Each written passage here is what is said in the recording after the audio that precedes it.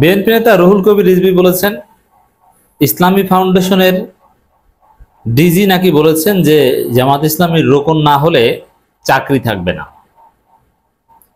আবার ইসলামী ফাউন্ডেশনের ডিজি বলেছেন রোকন না হলে চাকরি থাকবে না, এটা সম্পূর্ণ মিথ্যা।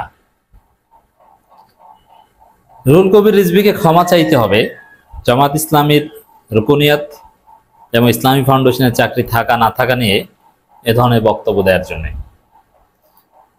রুহুল কবির রিজভীকে প্রমাণ করতে হবে ইসলামী ফাউন্ডেশনের ডিজি এটা কোথায় বলেছেন, কখন বলেছেন। শরীয়তের দৃষ্টিতে সাক্ষী হাজির করতে হবে, বাংলাদেশের সাক্ষ্য আইন অনুযায়ী গ্রহণযোগ্য হতে হবে, অথবা কোনো ডিজিটাল প্রমাণ বের করতে হবে যে ভিডিও রেকর্ড বা অডিও রেকর্ড যে অমুক জায়গায় ইফা ডিজি বলেছেন যে জামাতের রোকন না হলে চাকরি থাকবে না। রুহুল কবির রিজভী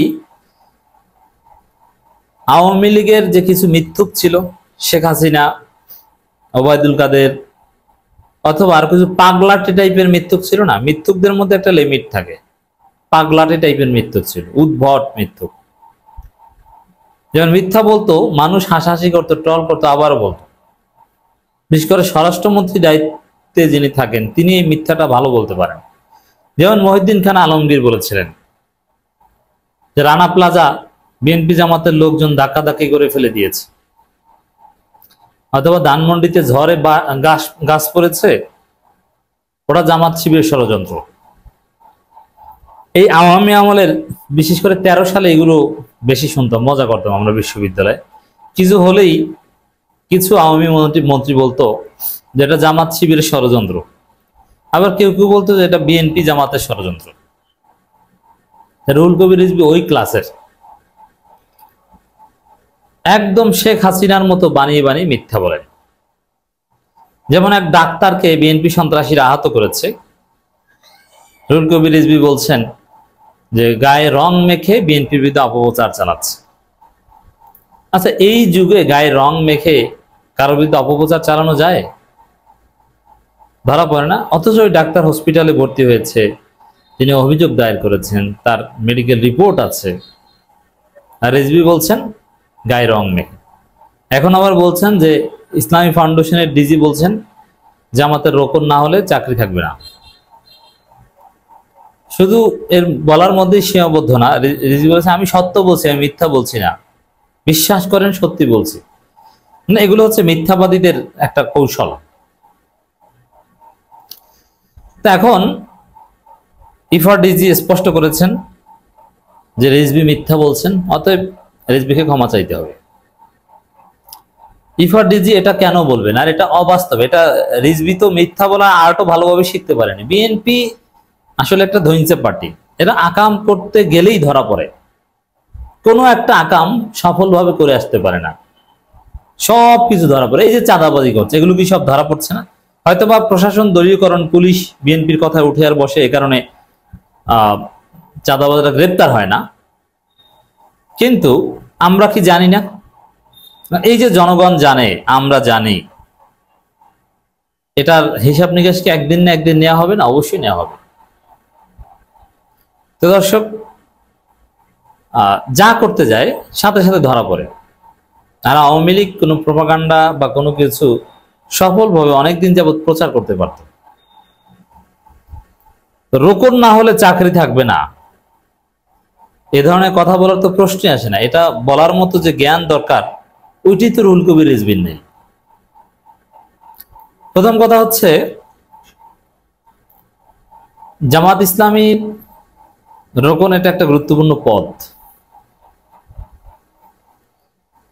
কিন্তু সরকারি ইউনিটে বা সরকারি দফতরে, হ্যাঁ, তারাও অনেকে রোকনদের মধ্যে ক্যাটাগরি আছে, ক ক্যাটাগরি, খ ক্যাটাগরি, এরকম নানান ক্যাটাগরি আছে।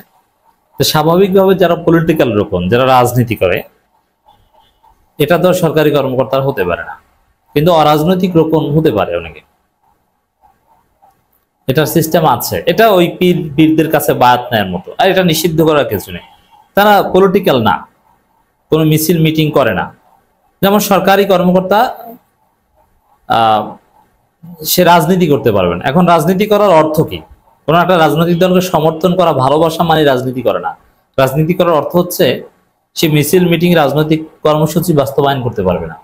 এরকম কোনো কাজ সরকারি কর্মকর্তারা কেউ করে না। এই ক্ষেত্রে যদি রিজভী জামাত সম্পর্কে ভালোভাবে বুঝতেন তাহলে এই টাইপের কথা বলতেন না। কারণ কি, দেখেন জামাতের মধ্যে বিশেষ করে যারা একটু এলিট বা এই ধরনের কর্মকর্তা, এদের ক্ষেত্রে রোকন না হলে অনেকে বরং খুশি হয়, এটা আমি জেনে বলছি। যেমন কোনো একটা দফতরে, কোনো একটা মাদ্রাসায়, বললাম অন্যগুলো বাদ দিলাম, কোনো একটা কামিল মাদ্রাসা বা ফাজিল মাদ্রাসায় সাপোজ প্রিন্সিপাল সাহেব জামাত ইসলামীর লোক। এখন তার অধীনস্থরা যদি রোকন হয় যে কোনো দপ্তরে, অনেক ক্ষেত্রেই তারা কমফোর্ট ফিল করেন না। এর কারণ আছে অনেক। কারণ রোকন হলে তখন সংগঠনের আনুগত্য থাকে একদম সর্বোচ্চ, তখন ওই প্রিন্সিপালের আনুগত্য বেশি একটা করেন না। আবার বেশি করে নতুন নতুন যারা রোকন হয় তাদের ক্ষেত্রে এক পয়সা এদিক ওদিক, সামান্য একটু নফল বিচ্যুতিও এটা তারা সহ্য করে না, যদিও আবেগ বেশি দিন থাকে না, বেশি করে প্রথম প্রথম এটা হয়। তো এই ক্ষেত্রে তাদের ঊর্ধ্বতন কর্তৃপক্ষ আরো বেকায়দায় পড়ে যে একে নিয়ে কিভাবে কি করব। এবং একজন বস যেটা চায় যে তাকে সে সময় দিবে, তার অফিসে সময় দিবে, একজন রোকন হলে ওই সময়টা সে দিতে পারে না, বাইরে তাকে প্রচুর সময় দিতে হয়। এটাও ভালোভাবে দেখেন। এই জন্য ইন প্র্যাকটিস, হ্যাঁ জামাত করুক, জামাত যারা পছন্দ করে তারা চায় জামাতের দল ভারী হোক, সব ঠিক আছে, জামাত ক্ষমতায় আসুক, ভোটার বাড়ুক, কিন্তু রোকন বাড়ুক এটা অনেকেই চায় না। অনেকের ক্ষেত্রে সমস্যা, আমি দেখি ঠিক আছে সমর্থক কর্মী ঠিক আছে, কিন্তু রোকন হলে সমস্যা। আবার অনেকে রোকন হওয়ার ইচ্ছে করে যে রোকন হলে তো আমার রোকনিয়ত থাকবে না, কারণ রোকন হলে অন্ধ আনুগত্য করতে হয়, এটা তো আমি পারবো না। তা আমি তো অন্যায় সমালোচনা করি, সমালোচনা করতে গেলে তো রোকনিয়ত থাকবে না, তার চাইতে বরং রোকন না হই। এরকম অনেক পারসেপশন আছে, এগুলো রুহুল কবির রিজভী বুঝেন না যে জামাত মানেই যে রোকন হও এই কন্ডিশন দিবে তা না। জামাত করবে, জামাত ক্ষমতায় যাক এটা চাইবে, কিন্তু রোকন বৃদ্ধি বা এই জিনিসটা এড়িয়ে চলবে, এরকম একটা ক্লাস আছে। এগুলো বোঝার মতো এলেম তো রুহুল কবির রিজভীর নাই। তিনি মিথ্যা বলছেন, আন্দাজে বলছেন। ইসলামী ফাউন্ডেশনের ডিজি যেটা বলেছেন, রোকন না হলে চাকরি থাকবে না, বিএনপি সিনিয়র যুগ্ম মহাসচিব রুহুল কবির রিজভী আনায় অভিযোগ সম্পূর্ণ মিথ্যা। সালাম খান এটা বলেছেন, আর তিনি নিজেই তো রোকন না, তিনি এ ধরনের কোনো বক্তব্য দেননি বলে জানিয়েছেন। যিনি নিজে রোকন না, ইসলামী ফাউন্ডেশনের ডিজি রোকন না, তাকে আপনি রোকন বানান, সে রোকন হওয়ার কন্ডিশন দিবে, এটা পেয়েছেন কোথায়? উদ্ভট কথা। আর আপনি কি মনে করেন যদি বিএনপি জানতো বা নিশ্চিত হতো যে ইসলামী ফাউন্ডেশনের ডিজি রোকন জামাতের, তাহলে তার বিরুদ্ধে এতদিনে মিছিল করতো না? মিছিল করে তাকে ওই পদ থেকে সরিয়ে দিত। তিনি রোকন না, তিনি জামাতের কেউ না, তাকে মূলত ধর্ম উপদেষ্টা পছন্দ করেছে। ধর্ম উপদেষ্টা চরমনাইল লোক, ভালো মানুষ, যেমন বাইতুল মুকাররমের খতিব, কোনো দলের নয় কিন্তু ভালো মানুষ, সবার কাছে গ্রহণযোগ্য। এরকম একজন আদর্শ মানুষ হচ্ছে, আদর্শ প্রশাসক হচ্ছে ইসলামী ফাউন্ডেশনের ডিজি। সবার সাথে তার সম্পর্ক ভালো, সব দলের সাথে সুসম্পর্ক রাখেন। রিজভীকে ক্ষমা চাইতে হবে।